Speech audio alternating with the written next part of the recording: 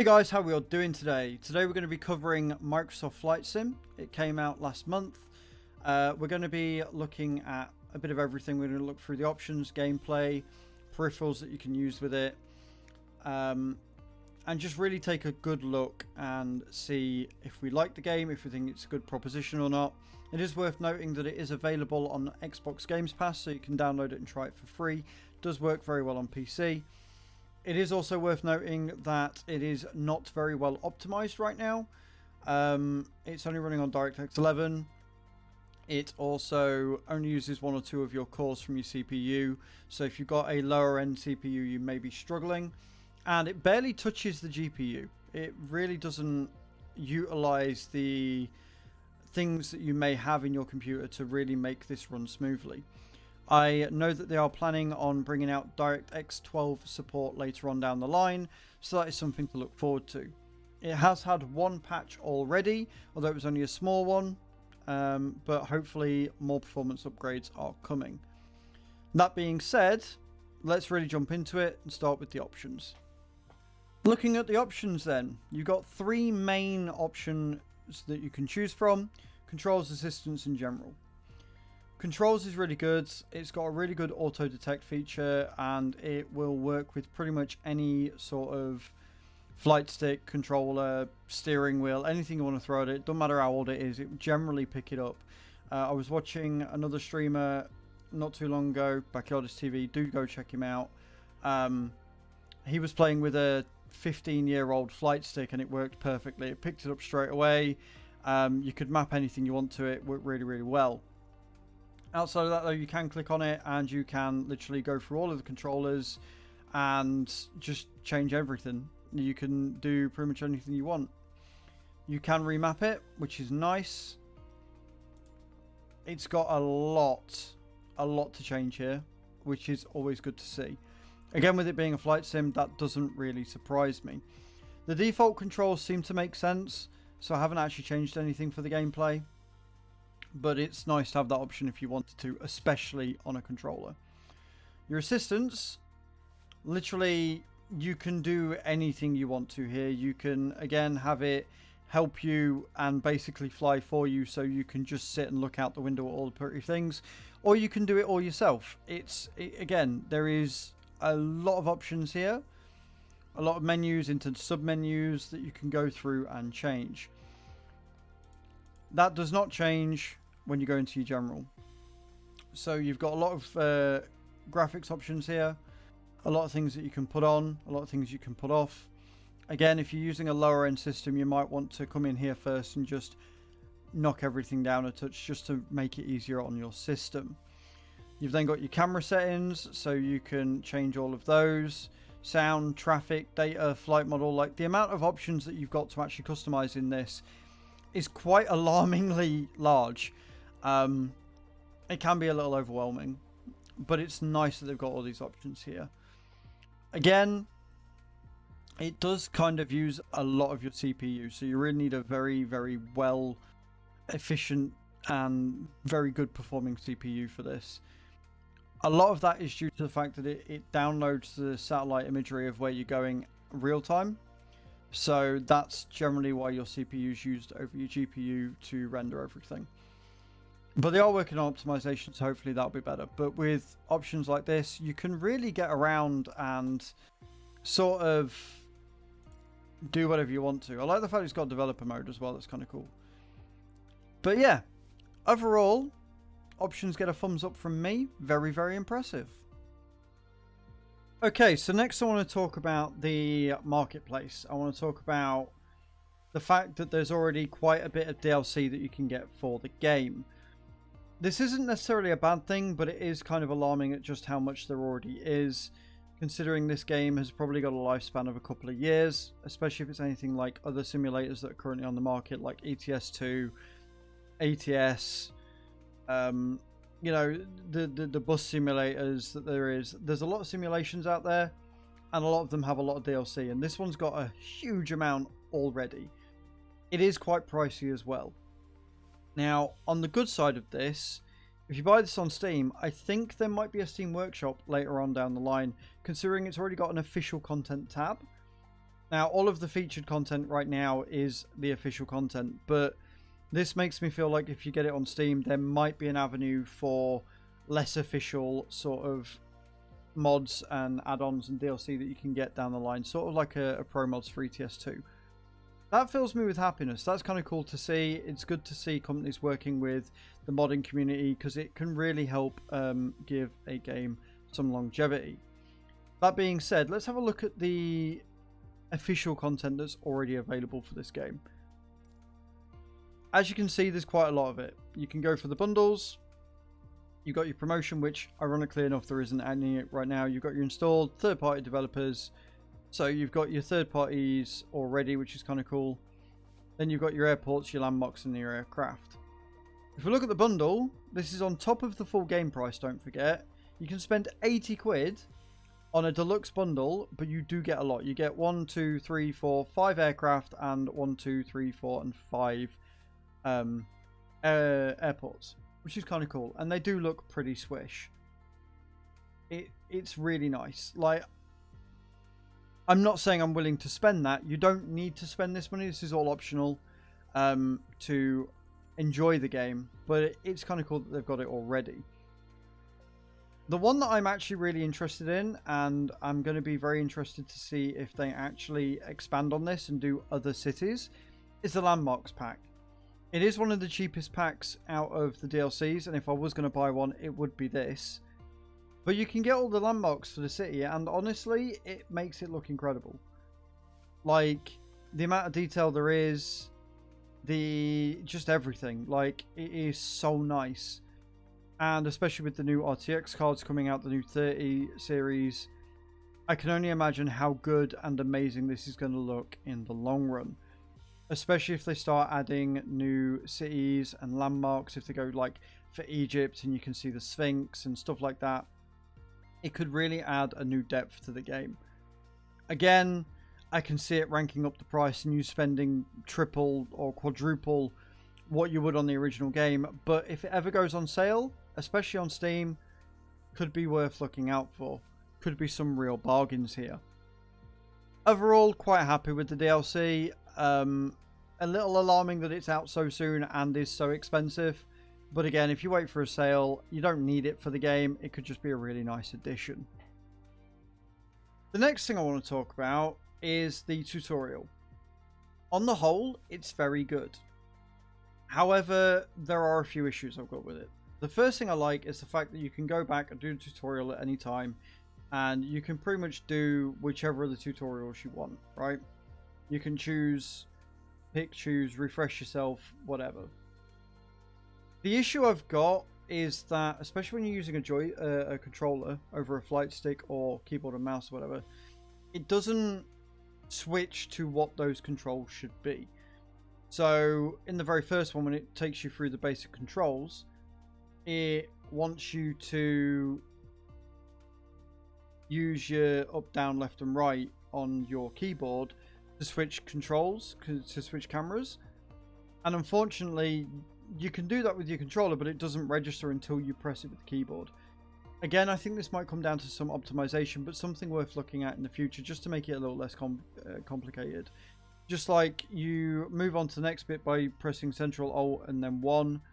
I don't know why there isn't just a confirm button or something like that. Why you have to do this combination to move on is beyond me. Just make it a push-in button or whatever. You might be able to just go back and change that in the key mapping like I showed you earlier.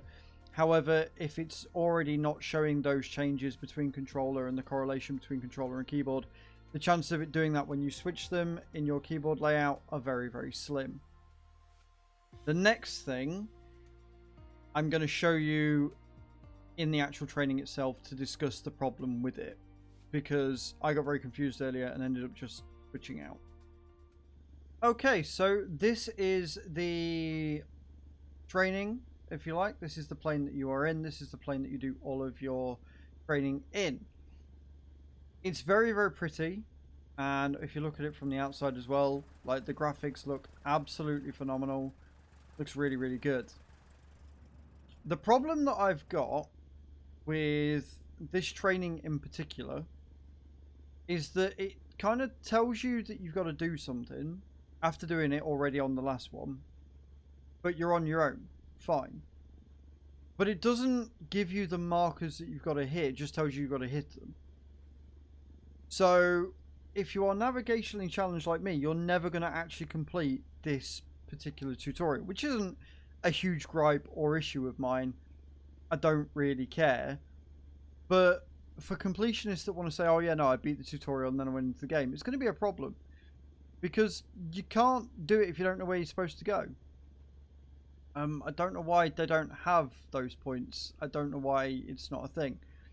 But it's going to bug me to keep doing this, so we're going to push the throttle in and we're going to move. We need to get up to 55 knots on the ground. I'm going to keep steering as well so we can take off nice and easily.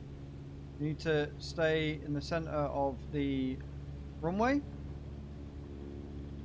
and then we basically got to do a circle. We've got to fly in a circle. But again, it doesn't show you where it is that you're meant to be turning. You've got to do it from memory, which is a bit of a dick move. Just because you're on your own does not mean that you need to... You don't need the navigational points for it. But the thing is, I could quite easily do one of these objectives. I could quite very easily do that, except it won't let you move on to the next bit, or it won't see that you've done that objective. Even if I was to do a full flight round, if I haven't hit the points that it specifically states I need to hit, then it literally doesn't count it. So it can make it quite awkward.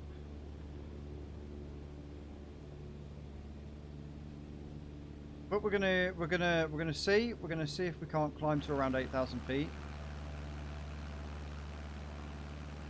We're in the air. Like, the amount of detail that's in this game is kind of awesome.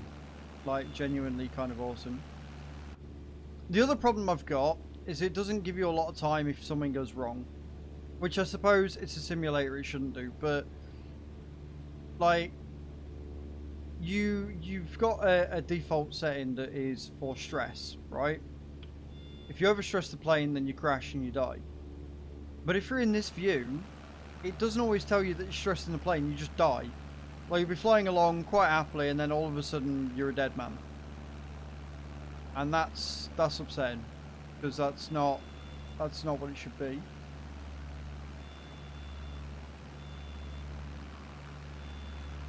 Climbing to 8,000 feet in this is difficult.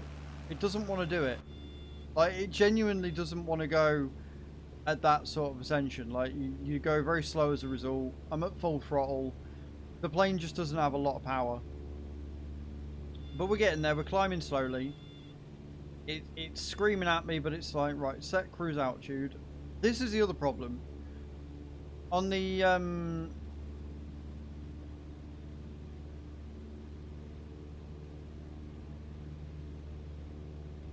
center of runway, what?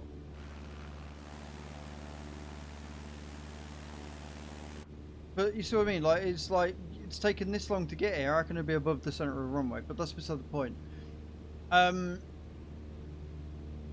But yeah, so the gameplay can be a little tricky. Like, this is just a tutorial, so it doesn't matter. Like, I'm flying my plane, you know? But if you don't hit those points in good time, then how am I supposed to hit position above the center of the runway? You can't, because the runway's behind me. Runway's over there, look. So it can make it a bit finicky to try and sort of get where you need to go, which kind of sucks. Overall though, the game is incredibly fun. That gripe aside, like I say, it is just the tutorial. You don't need to do it in order to continue the game. You can actually just ignore the tutorial straight away and just jump straight in. I would advise doing the tutorial, but you can avoid it. That little gripe aside though, the tutorial gives you a lot of information. She is quite helpful, and you can get a lot of the basics down just by doing that. should we jump into some different planes and see what you've actually got to play with, where you can go, and what's in store in the world map? So here we are at the world map. This is where you can plan your flights. This is where you can choose your plane that you want to go in. You can choose the flight conditions. And oh boy, there is a lot of this. You can actually have onliners mode, you can have AI, you can have all sorts of just everything. It's kind of awesome. Live weather. You stick on live weather, and then wherever you are in the world, that's what the weather will be. Check your time zone. You can do all sorts. You've got custom, preset. We'll go with live. We'll stick live on everything. Live weather done. Why not? Your planes that you got to choose from are kind of awesome. Like, again, you get a lot, even though it's just incredible how much they give you. Like, you've got your Airbus, you've got your Boeings. They're all sorted as well. Again, if you get your DLCs, you can get more. I think they're planning on allowing you to have helicopters in the future, but don't quote me on that. Your turbo props, I think, are my favorite. I can't remember which one it was in. I was in earlier, but it actually had a full map and everything. We're going to go in an airliner though, because airliner. We're going to go into the biggest bloody plane we need to, because reasons. Max altitude of 43,000 feet, range of around 8,000 nautical miles. And then your departure. Now, it gives you your recommended, but you can literally type in anywhere. We'll start from Heathrow, because why not? I'm British, why wouldn't I? And we will go, I'll tell you what we'll go to. We'll go to London, Ontario, which is where I went last year.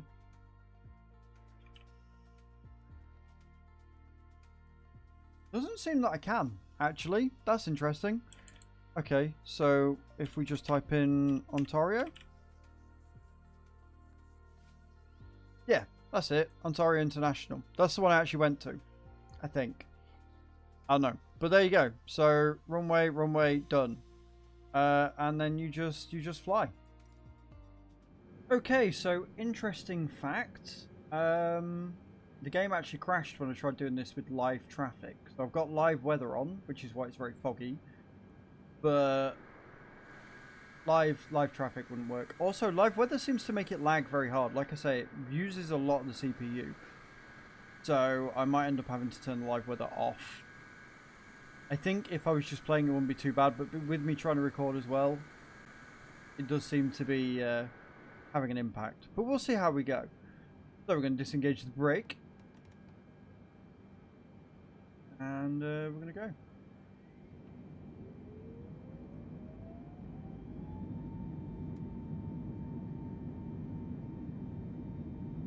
Full throttle. We're going to see how we run. I love the way that each cockpit is entirely different, and, you know, an actual copy of that cockpit. Sorry, words are hard.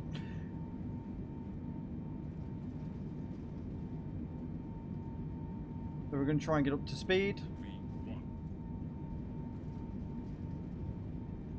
And we're going to lift off.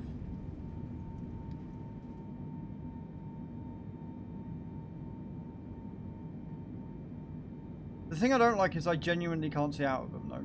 Boeing 747 continue for west departure. I will contact you next when you leave my airspace. Boeing 747, you are leaving my airspace. Frequency change approved. Cool. We've retracted the flaps. We've pulled in the what's it called? The wheels.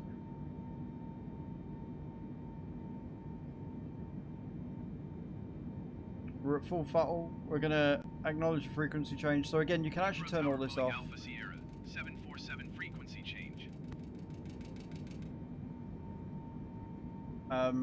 What's different about the Boeings is that you actually need more speed, not less. Like all the others, you need less speed, otherwise everything throws a hit.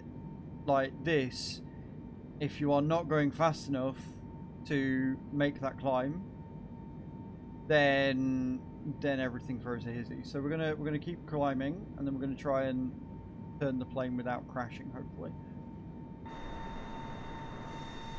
The weather is incredible. Like, the weather effects in this, considering this is highly fog, genuinely incredible. Now, I don't know if when I get above the clouds I can see under it.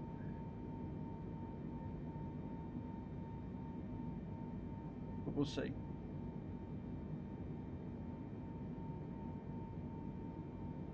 But yeah, like, the amount of detail in this is incredible. It's incredibly relaxing as well to just play. Just go for a flight, pick your destinations, and just go. The propeller planes are interesting. They're a bit rickety, and it feels like any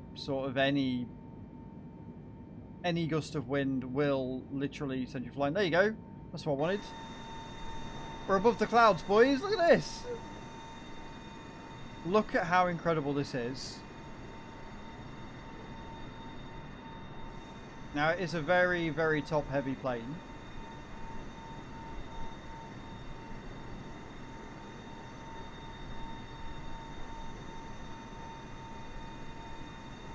But the fact that you can actually go through the clouds is kind of awesome.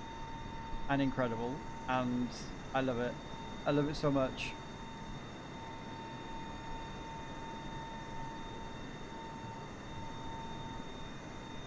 I'm losing airspeed because we're climbing, but we're already at 10,000 feet, which is kind of awesome. I generally think that you tend to be about 13,000 feet in the air when you're at long distance, long haul flights.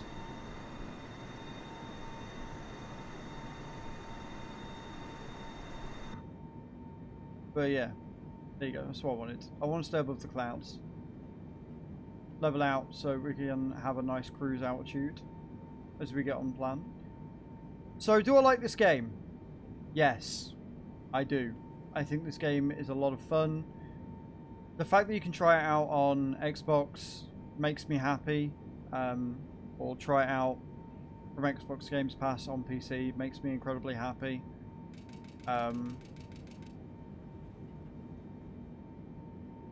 And it gives you a chance to see if you want it or not. DLC could get very expensive over time, but graphically it's stunning.